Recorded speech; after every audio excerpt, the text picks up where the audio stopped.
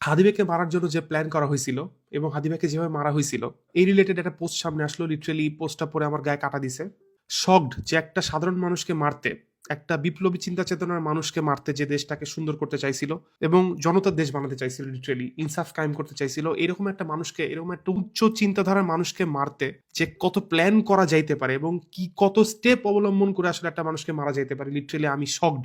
আমি মনে করি সেটা শুধুমাত্র আমার না, এটা আপনাদের সবার শোনা উচিত। বাংলাদেশে 18, 20 কোটি 25 কোটি মানুষ আছে, লিটারেলি আমি চাই ভিডিওটা সবাই শেয়ার করেন এবং সবাই এই ভিডিওটা দেখুক এবং এই পোস্টটা সবার কাছে যাক। আই হোপ যাবে ইনশাআল্লাহ। একদম হুবহু পড়বো, এটা আমার কোনো কথা না, এটা আমি পোস্ট দেখে পড়তেছি। ইনকিলাব সেন্টারে নিয়মিত গোয়েন্দা এজেন্ট পাঠাতো ডিজিএফআই। তাদের এজেন্ট পাঠানোটা শুরু হয় ইনকিলাব মঞ্চ শুরু হবার কয়েকদিন পর থেকে। হাদি ভাইয়ের বিভিন্ন ভিডিও, টক শো, ইন্টারভিউগুলোতে যখন লাইমলাইটে আসা শুরু করে, যখন আওয়ামী লীগ সহ বিভিন্ন দলের সেনাপ্রধানের এবং ভারতের সমালোচনা শুরু করে, তখন থেকে পর্যবেক্ষণের নামে ডিজিএফআই। প্রথম দিকে হাদি ভাইকে এবং ইনকিলাব মঞ্চকে তেমন একটা আমলে নেয়নি তারা, কিন্তু যখন লাইমলাইটে আসে তখন তাদেরকে পর্যবেক্ষণ করে পুরো বিষয়টা নিয়ে একটা রিসার্চ জানাতে বলা হয়েছিল। তাই তারা সরাসরি লোক পাঠিয়ে বোঝার চেষ্টা করেছিল হাদি ভাই আসলেই ভবিষ্যৎ রাজনীতির জন্য থ্রেট কিনা।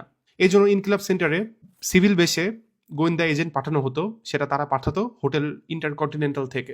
ঢাকার ইন্টারকন্টিনেন্টাল হোটেলে এমনিতেই নিয়মিত ডিজিএফআই এর কয়েকজন এজেন্টরা অবস্থান করে। বড় বড় রাজনীতিবিদদের মিটিং হতো এই হোটেলে, কারণ এখানে সবচেয়ে বেশি প্রাইভেসি পাওয়া যেত, নিউজ লিক হওয়ার সম্ভাবনা কম ছিল। অন্য জায়গা থেকে এজেন্ট না পাঠিয়ে হোটেল ইন্টারকন্টিনেন্টাল থেকেই এজেন্টদেরকে পাঠানো সবচেয়ে বড় কারণ ছিল এখান থেকে ইনকিলাব সেন্টার যেতে মাত্র সময় লাগে 10 থেকে 12 মিনিট। যেহেতু তারা একটা দীর্ঘ সময় যাবৎ পর্যবেক্ষণ করতে চেয়েছিল, সেজন্য এই হোটেলে অবস্থান নেওয়া এজেন্টদের পাঠাতো। যুদ্ধের আগে সৈনিকরা যেমন শত্রু পরিস্থিতি রেকি করে ঠিক তেমনি ডিজিএফআই তাদের লোক পাঠিয়ে হাদি ভাইয়ের মোটিভ এবং ভবিষ্যৎ রাজনীতিটা বোঝার চেষ্টা করেছিল। সেজন্য ডিজিএফআই এর পাঠানো লোক ইনকিলাব সেন্টারে কি কি বই আছে, কারা এখানে আসে, এখানে কি কি কার্যক্রম হয়, কি শেখানো হয়, সবকিছুই পুঙ্খানুপুঙ্খভাবে পর্যবেক্ষণ করা হচ্ছিল। এমনকি বইগুলো ঘেটে ঘেটে দেখতো কোন টাইপের বই পড়তে উদ্বুদ্ধ করা হচ্ছে। সেখানকার বেশিরভাগ বই ছিল অবশ্য ভারতীয় আধিপত্য, আন্তর্জাতিক রাজনীতি এবং বিপ্লব সংক্রান্ত বই। ওরা যখন পর্যবেক্ষণ করছিল তখন হাদি ভাইয়ের খুনি ফয়সাল অস্ত্র মামলায় জেলে ছিল।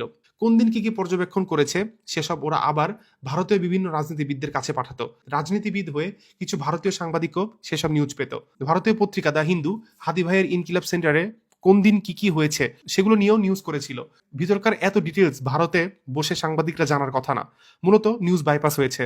পরে হাদি ভাইয়ের হত্যার পরে দ্য হিন্দু পত্রিকাটা ওই আর্টিকেলগুলো ডিলিট করে দিয়েছে। কমেন্টে সেই স্ক্রিনশটগুলো দেওয়া আছে, আমি আপনাদেরকে দিয়ে দিব ইনশাআল্লাহ। আমাদের সোর্সদের মতে ডিজিএফআই তাদের এজেন্ট পাঠিয়ে আনুমানিক 20-25 দিনের মতো ইনকিলাব সেন্টারে রেকি করিয়েছিল। তারপর তারা ফাইনাল রিপোর্ট এবং ফাইনাল সিগন্যাল দেয় যে ওসমান হাদি এবং ইনকিলাব মঞ্চ ভবিষ্যৎ রাজনীতিতে থ্রেট হিসাবে গণ্য করা হতে পারে, তাকে সরিয়ে দেওয়াটাই বেটার। ডিজিএফআই এর এজেন্টরা এই সংবাদটা পাঠায় যারা তাদেরকে এই কাজে নিযুক্ত করেছিল তাদের কাছে। এই মাসখানেক পরই শুটার ফয়সালকে অবৈধভাবে ক্ষমতা প্রয়োগ করে এবং বিপুল টাকা খরচ করে জামিন নিয়ে দেওয়া হয়। দুইবার জামিন নিয়ে দেওয়া হয়েছিল তাকে মূলত এই কিলিং মিশনের উদ্দেশ্যেই বের করা হয়েছিল এবং বর্ডার ক্রস করে দেওয়ারও আশ্বাস দেওয়া হয়েছিল। তারপরেই শুটার ফয়সাল তার চুল ছোট করে, চোখে কন্ট্যাক্ট লেন্স লাগিয়ে পুরো লুক পাল্টিয়ে হাদি ভাইয়ের কাছাকাছি আসার চেষ্টা করতে থাকে। তাকেও শিখিয়ে দেওয়া হয়েছিল কিভাবে কিভাবে মিশতে হবে। শুটার ফয়সাল সেই অনুযায়ী হাদি ভাইয়ের সাথে মিশে এবং নির্বাচনী প্রচারণাও চালায়। এইভাবে 10 থেকে 15 দিন একসাথে বিশ্বস্ততা অর্জন করার পর হাদি ভাইকে খুন করার মিশনটা সাকসেসফুল করে সে। তার পালিয়ে যাওয়ার সব সেটআপও আগে থেকে রেডি করা ছিল বেশ কয়েকটা গ্রুপের মাধ্যমে। মূলত হাদি ভাইকে খুন করার আগে গোয়েন্দাদের 2টা ইউনিটের এজেন্ট পাঠিয়ে বোঝার চেষ্টা করা হয়েছিল ওসমান হাদি ভবিষ্যৎ রাজনীতির জন্য এবং তাদের ঊর্ধ্বতন নেতাদের জন্য হুমকি স্বরূপ কিনা। পর্যবেক্ষণ করে বোঝার পরপরই বাকি কাজগুলো ধাপে ধাপে করা হয়েছিল। এমনকি বিচার না করা এবং বিচারের ব্যাপারে মুখ না খোলার পিছেও ব্যাকআপের জন্য লাস্ট স্টেপের আরেকটা গ্রুপ কাজ করেছে, যাদের কাজই ছিল মেরে ফেললে আইন, আদালত এবং টাকা পয়সার ব্যাকআপটা দেওয়া। আমাদের সমস্ত অনুসন্ধান, ইনফরমেশন এবং সবকিছু ক্রস চেক করার পর মনে হচ্ছে ঠিক এভাবে হাদি ভাইকে দীর্ঘদিনের পরিকল্পনা ও পর্যবেক্ষণের মাধ্যমে ভবিষ্যৎ রাজনীতি থেকে এবং পৃথিবী থেকে সরিয়ে দেওয়া হয়েছে।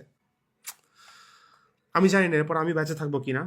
যদি আমার কিছু হয় আমি সম্পূর্ণ দায়ভার দিয়ে গেলাম ডিজিএফআই, ইন্ডিয়া এবং বাংলাদেশের সেই সমস্ত মিডিয়াকে, শক্তিকে যারা হাদি ভাইকে মুছে ফেলছে। That's it. আসসালামু আলাইকুম রহমতুল্লাহি ওয়া বারাকাতুহু। ভিডিওটা শেয়ার করে সবাইকে জানানোর ব্যবস্থা করবেন ইনশাআল্লাহ।